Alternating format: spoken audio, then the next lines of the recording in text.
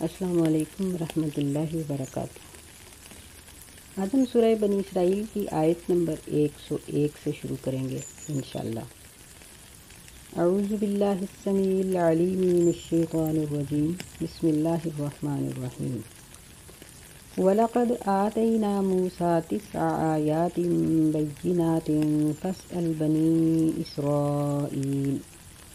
فَاسْأَلْ بَنِي إِسْرَائِيلَ إِذْ جَاءَهُمْ، اور البتہ تحقیق یعنی بالکل حقیقی بات ہے، یقینی بات ہے، آتینا کہ ہم نے دی موسیٰ علیہ السلام کو 9 نشانیاں، 9 کا معنی 9، آیاتن یہ آیتن کی جمع، بیناتن واضح قسم کی، یعنی ہم نے دی موسیٰ علیہ السلام کو 9 واضح قسم کی نشانیاں۔ فَاسْأَلْ بَنِي إِسْرَائِيلَ إِذْ جَاءَهُمْ، بس بنی اسرائیل سے سوال کرو، پوچھ کے دیکھو ان نشانیوں کے بارے میں جب موسیٰ علیہ السلام ان کے پاس آئے تھے۔ فَقَالَ لَهُ فِرْعَوْنُ إِنِّي لَأَظُنُّكَ يَا مُوسَىٰ مَسْحُورًا، بس موسیٰ علیہ السلام کو فرعون نے کہا کہ بے شک میں ضرور تجھے گمان کرتا ہوں اے موسیٰ، جادو کیا ہوا، یعنی میں سمجھتا ہوں کہ تمہارے اوپر جادو کیا گیا ہے، نعوذ باللہ من ذالک۔ قال لقد علمت ما انزل هؤلاء الا رب السماوات والارض بصائر، موسیٰ علیہ السلام نے فرمایا کہ یقینی بات ہے، البتہ تحقیق تو جانتا ہے، ما انزل کہ نہیں نازل کیا ان نشانیوں کو مگر آسمان و زمین کے رب نے، بصائر دلائل کے طور پر، وَإِنِّي لَأَظُنُّكَ يَا فِرْعَوْنُ مَثْبُورًا، اور بے شک میں ضرور تجھے گمان کرتا ہوں اے فرعون ہلاک ہو جانے والا۔ اس صورت کو اللہ تعالیٰ نے بنی اسرائیل کے واقعات سے ہی شروع کیا، یعنی معراج کے واقعہ کے بعد بنی اسرائیل کی پوری تاریخ کا خلاصہ بیان کیا گیا، اور اس کے اختتام میں بھی پھر اللہ تعالیٰ نے اسی طرف رجوع فرمایا، کیونکہ موسیٰ علیہ السلام کی قوم ہی نبی صلی اللہ علیہ وسلم کی مخاطب تھی جب آپ مدینہ میں تشریف لائے تھے، اور مکے کے مشرکین بھی ان سے مشورہ کرتے رہتے تھے نبی علیہ السلام کو مشکلات میں ڈالنے کے لیے، مسائل پوچھنے کے لیے، کیونکہ مکی لوگ خود تو جاہل تھے اور یہودی یہ صاحب تعلیم تھے، تو یہ ان سے پوچھتے رہتے تھے کہ آپ ہمیں بتائیں کہ ہم اس نبی صلی اللہ علیہ وسلم کو کس طرح سے پریشان کریں۔ اس لیے اللہ تعالیٰ نے اس پوری صورت میں نبی علیہ السلام کے معجزات اور مشرکین کے جو اختلافات تھے اور اس قسم کی تمام چیزوں کو ذکر کرنے کے بعد پھر فرمایا کہ ہم نے موسیٰ علیہ السلام کو 9 واضح نشانیاں دی تھیں، بنی اسرائیل سے پوچھ کے دیکھو کہ یہ لوگ کس قدر اس پر ایمان لائے۔ یہ نشانیاں 9 کون سی تھیں؟ اس میں علماء تفسیر کا اختلاف ہے۔ یہاں یہ بات یاد رکھنے کی ہے کہ جب ہم یہ لفظ بولتے ہیں کہ علماء تفسیر یا علماء حدیث، محدثین جسے کہتے ہیں، مفسرین محدثین کا اختلاف ہے، تو اس کا مطلب وہ لڑائی جھگڑا نہیں ہے جو آج کل سیاسی جماعتوں میں چل رہا ہے، بلکہ یہ ہے کہ بعض نے بعض آیات اور بعض احادیث کے تحت اس کی ایک تفسیر کی ہوتی ہے اور بعض نے دوسری کی ہوتی ہے۔ در حقیقت دونوں ہی صحیح ہوتی ہیں، اختلاف اس بات کا ہوتا ہے کہ ترجیح کس کو دی جائے، کس تفسیر کو ترجیح دی جائے، تو یہ کوئی ایسی بات نہیں ہے کہ جس سے دین میں کوئی خلل پیدا ہو۔ تو یہاں اس کی ایک تفسیر تو یہ کی جاتی ہے کہ موسیٰ علیہ السلام کی جو پریشانیاں تھیں، فرعون نے جو ان لوگوں کو تنگ کر رکھا تھا، اور اس کی وجہ سے اللہ تعالیٰ نے ان کے اوپر کئی قسم کے عذاب نازل کیے، تو یہ تمام عذاب موسیٰ علیہ السلام کی ان نشانیوں کے اندر شامل ہیں، جس کا تذکرہ اللہ تعالیٰ نے 9ویں پارے میں کیا ہے۔ فرمایا کہ فَأَرْسَلْنَا عَلَيْهِمُ الطُّوفَانَ وَالْجَرَادَ وَالْقُمَّلَ وَالضَّفَادِعَ وَالدَّمَ آیَاتٍ مُفَصَّلَاتٍ، کہ ہم نے ان کے اوپر طوفان بھیجا، والجراد اور ٹڈیوں کا عذاب، اسی طرح مینڈکوں کا عذاب، خون کا عذاب، جوؤں کا عذاب، مختلف قسم کے عذاب ہم نے بھیجے۔ تو ان نشانیوں کو، اور پھر موسیٰ علیہ السلام کا ہاتھ کا سفید ہو جانا، آپ کو جو لاٹھی کا دیا گیا تھا معجزہ وہ، اور کچھ اور ملا کر یہ 9 نشانیاں پوری کی جاتی ہیں۔ لیکن بعض کا خیال یہ ہے کہ یہاں اللہ تعالیٰ نے یہ فرمایا ہے کہ بنی اسرائیل سے پوچھ کے دیکھو، تو اس کا مطلب یہ ہے کہ یہ وہ نشانیاں ہیں جو بنی اسرائیل کے متعلق نازل ہوئی تھیں، مثلا موسیٰ علیہ السلام کی لاٹھی، اور پھر ان کے ہاتھ کا سفید ہو جانا، پھر ان پر من اور سلوہ کا نازل ہونا اگر اس کو 2 شمار کر لیا جائے، اور ان کے لیے پانی کا نکلنا، پھر ان کا فرعون سے نجات پا جانا، پھر اسی طرح ان کے اوپر بادلوں کا سایہ جو اللہ تعالیٰ نے ان کے اوپر کیا تھا، اور ان کا مرنے کے بعد جی اٹھنا، اور ان کا یعنی بعض نے مختلف ہیں، یہ بعض نے کہا ہے کہ ان لوگوں کا موسیٰ علیہ السلام کے ساتھ جا کر اللہ تعالیٰ کے کلام کو سننا، یعنی بعض نے یہ نشانیاں ذکر کی ہیں، بعض نے دیگر۔ مقصد یہاں یہ ہے کہ اللہ تعالیٰ نے بہت سی نشانیاں موسیٰ علیہ السلام کو دیں، لیکن ان لوگوں نے ایمان لانے کی بجائے یہ کہہ دیا کہ تم تو جادو کیے گئے ہو۔ اور یہاں اللہ تعالیٰ نے آگے فرعون کا جو قول ذکر کیا ہے، اس سے وہ لوگ دلیل لیتے ہیں جو طوفان اور ٹڈیوں کو اور ان چیزوں کی نشانیوں کو اس میں جمع کرتے ہیں۔ بہرحال وہ نشانیاں ہوں یا وہ، مقصد یہ ہے کہ جس طرح نبی صلی اللہ علیہ وسلم کو اللہ تعالیٰ نے لا تعداد معجزات دیے، اسی طرح موسیٰ علیہ السلام کو بھی اللہ تعالیٰ نے 9 واضح نشانیاں دی تھیں، لیکن یہ لوگ اس کو تسلیم نہ کر سکے اور موسیٰ علیہ السلام پر کما حق کا ایمان نہ لائے۔ تو موسیٰ علیہ السلام نے کہا کہ یہ تو دلائل کے طور پر ہیں، اور تم مجھے جادو کیا ہوا کہتے ہو، لیکن میں دیکھ رہا ہوں کہ تم ہلاک ہو جاؤ گے۔ موسیٰ علیہ السلام نے یہ بات کیوں کہی؟ حالانکہ وہ دریا کے کنارے کھڑے یہ نہیں جانتے تھے کہ آگے کیا ہونے والا ہے، اسی لیے انہوں نے اپنی قوم کو یہ کہا تھا نا کہ ان معی ربی سیہدین،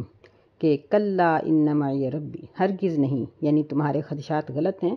یہ بات ہرگز نہیں ہو سکتی، میرے ساتھ تو میرا رب ہے، وہ میری رہنمائی کرے گا۔ انہوں نے یہ نہیں کہا تھا کہ فرعون ہلاک ہو جائے گا، لیکن یہاں انہوں نے یہ بات کیوں کہی؟ تو اس کا مطلب یہ ہے کہ صحیح علم رکھنے والا، دین کی تعلیم رکھنے والا یہ جانتا ہے کہ جو شخص باطل پر قائم ہے وہ یعنی کسی نہ کسی وقت وہ ہلاک ہو جائے گا، وہ نہیں بچے گا، وہ کامیاب نہیں ہوگا، بلکہ بالآخر اس کا انجام ہلاکت ہی ہے۔ اس لیے انہوں نے کہا کہ وَإِنِّي لَأَظُنُّكَ يَا فِرْعَوْنُ مَثْبُورًا، کہ میں دیکھتا ہوں، میں گمان کرتا ہوں، یعنی میرا یقین ہے کہ تم ہلاک ہو جاؤ گے۔ اور یہاں اس چیز کا تذکرہ کرنے کا مقصد یہ ہے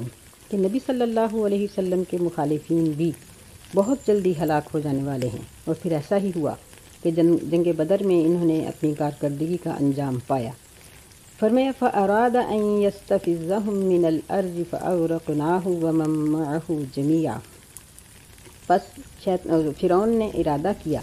کہ ان کو زمین سے پھسلا دے، یعنی جلا وطن کر دے، بس ہم نے اس کو غرق کر دیا اور جو اس کے ساتھ تھے سب کو غرق کر دیا۔ وَقُلْنَا مِن بَعْدِهِ لِبَنِي إِسْرَائِيلَ اسْكُنُوا الْأَرْضَ، اور ہم نے اس کے بعد بنی اسرائیل کو کہا کہ تم اس زمین میں رہو۔ فَإِذَا جَاءَ وَعْدُ الْآخِرَةِ جِئْنَا بِكُمْ لَفِيفًا، پس جب دوسرا وعدہ یعنی آخرت کا، قیامت کا وعدہ آئے گا تو ہم تم سب کو لپیٹ کر لے آئیں گے۔ یہاں اللہ تعالیٰ نے یہ فرمایا کہ اسکن الارض، کہ جس زمین میں تم ہو یعنی مصر میں، یہاں رہو۔ تو مفسرین نے اس کی تفسیر یہی کی ہے کہ موسیٰ علیہ السلام کی زندگی میں تو نہیں، بلکہ موسیٰ علیہ السلام اور ہارون علیہ السلام دونوں کے بعد اللہ تعالیٰ نے جب ان لوگوں کو ہدایت دی، ان کی نئی نسلوں نے دین کے عالم کو تھاما، تو پھر اللہ تعالیٰ نے ان پر فتوحات کا سلسلہ شروع کیا، اور اللہ فرماتے ہیں کہ ہم نے اپنا وعدہ پورا کیا۔ تو پھر اپنے اللہ کے اس وعدے کے تحت یہ لوگ فتوحات کا سلسلہ جاری رکھتے ہوئے مصر کو بھی فتح کر آئے، اور اس طرح سے دوبارہ یہ مصر کے اندر آئے۔ اور یہاں اللہ تعالیٰ نے اس بات کی بھی نشاندہی کی ہے کہ ایک وقت تم پر ایسا آئے گا کہ تم سے جب نبوت لے لی جائے گی تو تم پورے ہوئے عرض پر بکھر جاؤ گے، یعنی تمہاری جمعیت نہیں رہے گی، بلکہ تم جب بکھرے ہوئے ہوگے تو پھر ہم قیامت کے دن تم سب کو لپیٹ کر لے آئیں گے۔ یعنی کوئی شخص بھی یہ نہ سمجھے کہ میں کسی جزیرے پر یا کسی جنگل پر میں ہوں اور مجھے یہاں اللہ تعالیٰ نہیں دیکھ رہا، یا مجھے اللہ کیسے اکٹھا کرے گا قیامت کے دن۔ نہیں، اللہ تعالیٰ زمین کے یا فضا کے یا سمندر کی تہوں میں مرنے والے، ڈوبنے والے، یا دفن ہونے والے ہر انسان کو قیامت کے دن اکٹھا کرے گا کہ کوئی بھی اس کی پکڑ سے بچ نہیں سکے گا۔ استغفر اللہ۔ اللہ تعالیٰ ہمیں ہمارے ساتھ آسانی کا معاملہ فرمائے۔ وَبِالْحَقِّ أَنزَلْنَاهُ وَبِالْحَقِّ نَزَلَ، اور حق کے ساتھ ہم نے اس قرآن کو اتارا ہے اور یہ حق کے ساتھ ہی اترا، یعنی جبریل امین علیہ السلام برحق اترے کہ ان کا کوئی بھی فرمان جو انہوں نے نبی علیہ السلام تک پہنچایا ہو اس میں باطل نہیں تھا، جھوٹ نہیں تھا، یہاں تک کہ شک بھی نہیں تھا، بلکہ پورے یقین اور وثوق کے ساتھ وہ ہر حکم کو نبی علیہ السلام تک پہنچاتے تھے اور کما حقہ پہنچاتے تھے جس طرح اللہ تعالیٰ ان کو دے کر بھیجتے تھے۔ وَمَا أَرْسَلْنَاكَ إِلَّا مُبَشِّرًا وَنَذِيرًا، اور نہیں بھیجا ہم نے آپ صلی اللہ علیہ وسلم کو مگر خوشخبری دینے والا اور ڈرانے والا بنا کر، یعنی آپ بشیر و نذیر بن کے آئے کہ خوشخبری اس کے لیے ہے جو اطاعت کرے گا، اور جہنم کے عذاب کا ڈراوا اس کے لیے ہے جو اللہ اور اس کے رسول کی نافرمانی کرے گا، وہ نہیں بچ سکتا اللہ کہ زندگی میں اس کو توبہ اور معافی کا موقع مل جائے۔ وَقُرْآنًا فَرَقْنَاهُ لِتَقْرَأَهُ عَلَى النَّاسِ عَلَى مُكْثٍ، اور قرآن مجید فرقناہ، ہم نے اس کو تھوڑا تھوڑا کر کے، جدا جدا کر کے اس کو آپ پر پڑھا، آپ پر نازل کیا، لِتَقْرَأَهُ، تاکہ آپ اس کو پڑھیں، اس کی قراءت کریں لوگوں پر، عَلَى مُكْثٍ، ٹھہر ٹھہر کر، یعنی اگر قرآن اکٹھا اترتا تو ایک ایسی قوم کے لیے جو ان پڑھ ہونے میں فخر محسوس کرتی تھی کہ ہم کسی کے ماتحت نہیں، ہمارا کوئی استاد نہیں، ایسی قوم کے لیے قرآن کا حفظ کرنا بہت مشکل ہو جاتا۔ اللہ تعالیٰ آیت آیت سورت سورت اتارتے تھے تو صحابہ اکرام اس کو حفظ کر لیتے تھے۔ وَنَزَّلْنَاهُ تَنزِيلًا، اور ہم نے اس کو آہستہ آہستہ اتارا، آہستہ آہستہ اتارنا۔ ایک اور جگہ پر اللہ تعالیٰ نے فرمایا کہ لِنُثَبِّتَ بِهِ فُؤَادَكَ، کہ آپ کا دل بھی اتنی بڑی تعلیم کو اور قرآن کو برداشت نہیں کر سکتا تھا کہ اکٹھا یہ قرآن اتر آتا، بلکہ آہستہ آہستہ اللہ تعالیٰ نے ایک ایک کر کے اس قوم کے جو نقائص تھے ان کو ختم کیا اور ان کے اندر خوبیوں کو اللہ تعالیٰ نے ان کے دلوں کے اندر جگہ بنا دی۔ قُلْ آمِنُوا بِهِ أَوْ لَا تُؤْمِنُوا، کہہ دیجئے کہ اس پر ایمان لاؤ یا نہ لاؤ، یعنی اللہ تعالیٰ کو اس سے کوئی فرق نہیں پڑتا کہ تم مسلمان ہو جاؤ یا نہ۔ حدیث میں آتا ہے نبی صلی اللہ علیہ وسلم نے فرمایا کہ اگر پہلے پچھلے جن انسان سارے ہی ایک فاسق و فاجر آدمی کی طرح ہو جائیں تو اللہ کی بادشاہت میں رتی پر فرق نہیں آتا، اور اگر سارے ہی اول آخر جن انسان مل کر ایک متقی آدمی کی طرح، ایک متقی یعنی بغیر کسی اختلاف کے اس طرح کے ہو جائیں تو اللہ کی بادشاہت میں کوئی زیادتی اور کوئی اضافہ نہیں ہوتا۔ اگر ہم لوگ نیکی کرتے ہیں تو ہمارا اپنا فائدہ ہے، گناہ کریں گے تو ہمارا اپنا نقصان ہے، کیونکہ جب انسان نہیں تھے اس وقت بھی اللہ کی بادشاہت تھی، اور جب انسان نہیں رہیں گے قیامت کے بعد بھی اللہ کی بادشاہت ہوگی۔ ان الذین اوتوا العلم من قبلہ اذا یتلی علیہم، بے شک جن لوگوں کو علم دیا گیا اس سے پہلے بھی، اذا یتلی علیہم یخرون للاذقان سجدا، جب ان پر آیات پڑھی جاتی ہیں تو وہ گر پڑتے ہیں، للاذقان، یہ ذقن ان کی جمع ہے، ٹھوڑیوں کے بل سجدہ کرتے ہوئے، یعنی مومن وہ ہیں، صاحب علم وہ ہیں جن کے دلوں میں اللہ کی خشیت ہوتی ہے۔ اور خشیت کا معنی یہ نہیں ہے کہ ہم اپنی زبان سے تو کہتے رہیں کہ مجھے اللہ سے بڑا ڈر ہے، لیکن عملی طور پر ہم سارے ہی کام خراب کر لیں، ہر گناہ کریں یا بہت سے گناہ کریں، تو اس کو خشیت اور اللہ کی فرما برداری نہیں کہا جاتا۔ فرما برداری وہ ہے، خشیت وہ ہے کہ انسان اکیلا ہو، اسے کوئی بھی نہ دیکھنے والا ہو،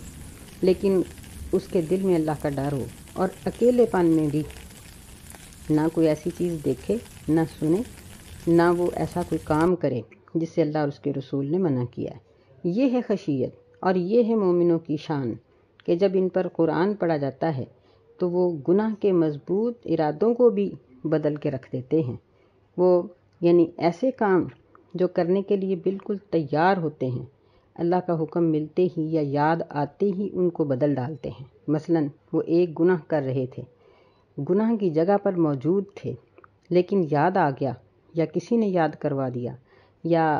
اللہ تعالیٰ کا کوئی حکم ان کے سامنے آ گیا کہ یہ کام غلط ہے، تو وہ یہ نہیں دیکھتے کہ ہماری تیاری کیا تھی، ہمیں لوگ کیا کہیں گے، ہم اس موقع پر اور کیا کریں گے، نہیں، بلکہ اس کام کو بدل کے رکھ دیتے ہیں۔ یہ ہے خشیت کہ ایک بے پردہ عورت جب اسے یاد آ جائے تو وہیں کھڑی وہ اپنے چہرے پر اپنے دوپٹے سے نقاب ڈال لے۔ ایک آدمی جب اسے یہ یاد آ جائے کہ داڑھی کا منڈوانا یہ خلاف شرع ہے، تو وہ ادھر ہی ارادہ کر لے کہ آئندہ وہ شیو ہی نہیں کرے گا۔ اسی طرح یہ پلکنگ تھریڈنگ کرانے والیاں، غلط میک اپ کرانے والیاں، غلط کاروبار کرنے والیاں، ایسے جن کے کاروبار ہیں کہ جو شریعت کے خلاف ہیں، جب ان کو یہ بات معلوم ہو جائے تو وہ اپنا خسارہ نہ دیکھیں، کیونکہ دنیا کا خسارہ آخرت کے خسارے کی نسبت بہت تھوڑا ہے۔ فرمایا کہ وہ تو ٹھوڑیوں کے بل گر جاتے ہیں۔ وَيَقُولُونَ سُبْحَانَ رَبِّنَا إِن كَانَ وَعْدُ رَبِّنَا لَمَفْعُولًا، اور وہ کہتے ہیں کہ ہمارا رب پاک ہے، اگرچہ ہمارے رب کا وعدہ ضرور پورا ہونے والا ہے، یعنی قیامت کا وعدہ، موت کا وعدہ، حساب و کتاب کا وعدہ، جزا اور سزا کا وعدہ، پھر دنیا پر گناہ چھوڑنے کے بعد جو انسان کو زندگی کی لذت حاصل ہوتی ہے، اگرچہ وہ بظاہر تکلیفوں میں ہو لیکن اس کو جو سکون اور تسکین ملتی ہے، یہ سب وعدے اللہ کے پورے ہونے والے ہیں۔ وَيَخِرُّونَ لِلْأَذْقَانِ يَبْكُونَ وَيَزِيدُهُمْ خُشُوعًا، اور وہ گر پڑتے ہیں ٹھوڑیوں کے بل روتے ہوئے، اور ان کو یہ بات زیادہ کر دیتی ہے خشوع میں، عاجزی میں، یعنی وہ نیکی کر کے اس پر تکبر نہیں کرتے، اکڑتے نہیں ہیں، بلکہ وہ عاجزی اور انکساری میں بڑھ جاتے ہیں۔ یہ نیکی کا ایک بہت بڑا فتنہ ہے کہ ایک نیک انسان، نمازی انسان یا تو دوسروں کو تحقیر میں لے آتا ہے۔ اس کا یعنی نیکی کا ایک فتنہ یہ ہے کہ وہ نہ کرنے والوں کو حقیر سمجھتا ہے، خود نمازی ہے بے نماز کو حقیر سمجھے، خود پردہ کرتی ہے بے پردہ کو حقیر سمجھے، اس کو غلط سمجھے، اس کو غلط نظر سے دیکھے۔ یہ بہت بڑا فتنہ ہے نیکی کا۔ پھر نیکی کا ایک فتنہ یہ ہے کہ کرنے والا تکبر میں آ جائے کہ میں بہت اچھی ہوں، میں تو بخشی ہوئی ہوں، مجھے تو اللہ جنت دے گا ہی، مجھے تو شفاعت نصیب ہو ہی جائے گی۔ نہیں، یہ ایک بہت بڑا فتنہ ہے نیکی کا کہ انسان تکبر میں آ جائے۔ نیکی کا ایک فتنہ یہ ہے کہ وہ ریاکاری میں آ جائے، کسی کو دکھانے کے لیے نیکی کرے، اکیلے میں اس کی نماز ایسی نہ ہو لیکن لوگوں کے سامنے بہت اچھی نماز پڑھے، اکیلے میں سستی کرے لیکن کسی کے سامنے وہ بہت احتیاط کرے۔ نبی علیہ السلام نے فرمایا کہ مومن کا معاملہ کتنا ہی اچھا ہے جو مومن تنہائی میں اور مجلس میں ایک ہی طرح کا ہوتا ہے۔ تو یہ ہے خشیت کہ جس میں یہ چیزیں نہ ہوں۔ اللہ سے دعا کریں کہ اللہ ہمیں ایسے مومن بننے کی توفیق دے۔ قُلِ ادْعُوا اللَّهَ أَوِ ادْعُوا الرَّحْمَٰنَ، کہہ دیجئے کہ اللہ کو پکارو یا رحمان کو پکارو۔ أَيَّمَّا تَدْعُوا فَلَهُ الْأَسْمَاءُ الْحُسْنَىٰ، جس کو بھی یعنی جس نام سے بھی پکارو اللہ کو، بس اسی کے لیے ہیں بہت سے اچھے نام۔ یعنی نبی صلی اللہ علیہ وسلم اللہ تعالیٰ کو کبھی اللہ کہہ کے اور کبھی رحمان کہہ کے پکارتے، یا قرآن مجید میں ایسی آیات اترتی جن میں اللہ کے کئی ناموں کا تذکرہ، کبھی کسی نام سے کبھی کسی نام۔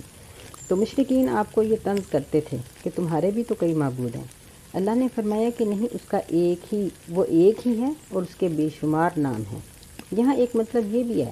کہ ہمیں جب کوئی بھی پریشانی ہو تو ہم اس کے مطابق اللہ تعالیٰ کے اس نام سے اس کو پکاریں تو اس کی تاثیر اور ہوگی۔